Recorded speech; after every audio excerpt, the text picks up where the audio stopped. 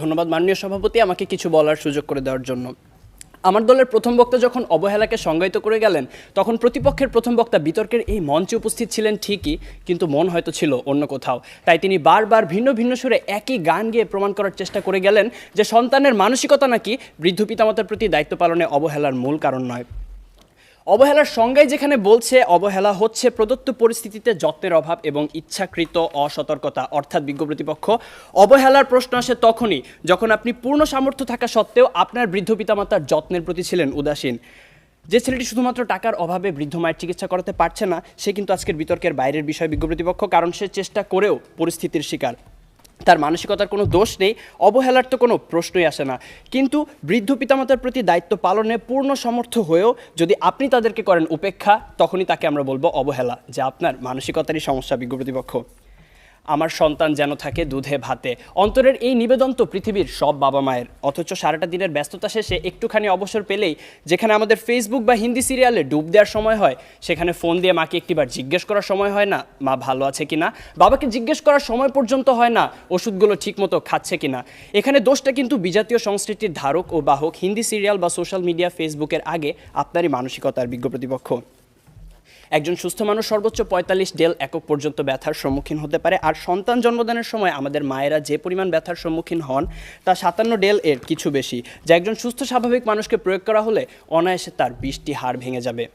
সন্তানের জন্যই যে মায়ের সর্বস্ব বিসর্জন, সন্তান হয়ে সে মায়ের প্রতি যেন আমাদের নিষ্ঠুরতম আচরণ। আর এর পেছনে মানসিকতায় যদি দায়ী না হবে, তাহলে কেন নারায়ণগঞ্জের ফতুল্লা শাসনগাঁও এলাকায় ভরণ পোষণ থেকে বাঁচতে সন্তানদের দ্বারা বস্তাবন্দি অবস্থায় রাস্তায় ফেলে যাওয়া 80 বছর বয়সী বৃদ্ধা হাসিনা বেগম সেদিন মারা গেলেন? কেন জামির উদ্দিন শেখ নামের শতবর্ষী বাবা 5 ছেলের 4 জনের হাতেই মার খেয়ে আজ শয্যাশয়ী? তথ্যসূত্র দৈনিক প্রথম আলো, 13 জুলাই 2018। পত্রিকায় প্রকাশিত এমন হাজারো হতভাগ্য হাসিনা বেগম বা জামির উদ্দিন শেখের গল্প আপনাদের শোনাতে পারি, জীবনযুদ্ধে যারা হেরে গিয়েছিল। হ্যাঁ বিজ্ঞ প্রতিপক্ষ, জীবনযুদ্ধে যারা হেরে গিয়েছিল সন্তানের ঘৃণ্য মানসিকতার কাছে। এরপরও কি সন্তানের সেই পচে যাওয়া মানসিকতার চেয়ে বিভিন্ন পারিপার্শ্বিকতার অজুহাতকেই বড় করে দেখবেন? প্রশ্ন এলো বিপক্ষের দ্বিতীয় বক্তার কাছে। প্রতিপক্ষের প্রথম বক্তা বলে গেলেন যে সন্তানেরা নাকি এখন সময়ই পাচ্ছে না তার বাবা মার সাথে ব্যয় করার, অর্থাৎ ব্যস্ততার কারণে তারা সময় দিতে পারছে না তাদের বাবা মাকে। আসলে সত্যি কথা বলতে জানেন কি বিজ্ঞ প্রতিপক্ষ, এই পৃথিবীতে সময়ের অভাব বলে কিছু নেই, সব কিছুই নির্ভর করে আপনার প্রাধান্যের উপর। তাই দিন শেষে আপনার প্রাধান্য যদি পিতামাতা না হয়ে হয় ডিজনি প্লাস বা নেটফ্লিক্স, মানসিকতার দিকে আঙুল তো উঠবেই। মাননীয় সভাপতি, প্রতিপক্ষের প্রথম বক্তার বক্তব্য থেকে এটাই পরিষ্কার যে তারা মানসিকতা নয় বরং সন্তানের সুশিক্ষার অভাবকেই দায়ী করে গেলেন, যার কারণে প্রভাবিত হচ্ছে মানসিকতা। মাননীয় সভাপতি, কোনো কিছুই তো আপনা আপনি দূষিত হয় না। এখন কেউ যদি ধূমপান করে বলে যে সিগারেটে থাকা নিকোটিনের কারণে তিনি ক্যান্সারে আক্রান্ত হয়েছেন, এখানে ধূমপানের কোনো দোষ নেই, তাহলে বিষয়টি কি নিতান্তই হাস্যকর নয় বিজ্ঞ প্রতিপক্ষ?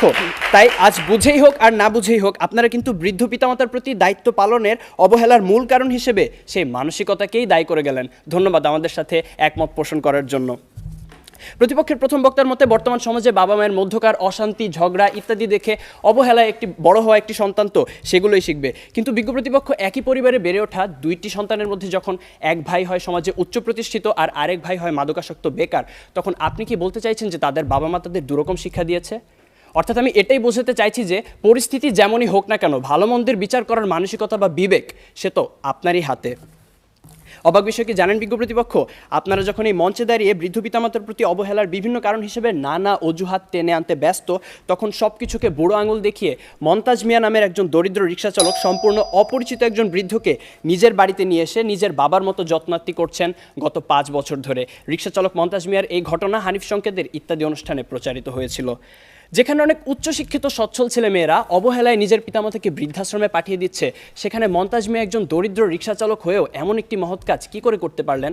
তার তো ছিল না অর্থবিত্ত, শিক্ষা কিংবা উচ্চ সামাজিক অবস্থান, কিন্তু তবুও তিনি তা পেরেছিলেন কারণ তার ছিল একটি উন্নত মানসিকতা, বর্তমান সময়ে যা বড়ই অপ্রতুল। শেষ করার আগে মনে করিয়ে দিতে চাই, দূরত্ব, সময়ের অভাব, কাজের চাপ, সুশিক্ষার অভাব ইত্যাদি বৃদ্ধ পিতামাতার প্রতি দায়িত্ব পালনের ক্ষেত্রে কিছু দেয়াল মাত্র, মানসিকতাকে বদলালেই যা পেরোনো সম্ভব।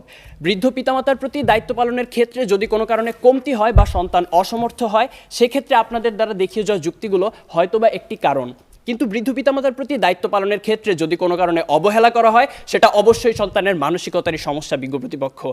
বার্ধক্য মানেই অসহায়ত্ব, একাকিত্ব, মৃত্যু ভয় আর হাজারো রোগ ব্যাধির আনাগোনা। জীবনের যে সময়টায় আমাদের সবচেয়ে ভালোবাসার মানুষ বাবা মায়ের সবচেয়ে বেশি প্রয়োজন হয় আমাদের, তখন কেন আমরা আমাদের মানসিকতাকে কবর দিয়ে দূরে ঠেলে দিব তাদের? তাই বিজ্ঞ প্রতিপক্ষ, আসুন আমরা আমাদের মানসিকতাকে বদলাই। জীবনের বিনিময়ে হলেও যারা সন্তানের প্রতি ভালোবাসার এতটুকু কমতি হতে দেন না, সেই সোনার পিতামাতার প্রতি গভীর শ্রদ্ধা নিবেদন করেই শেষ করছি।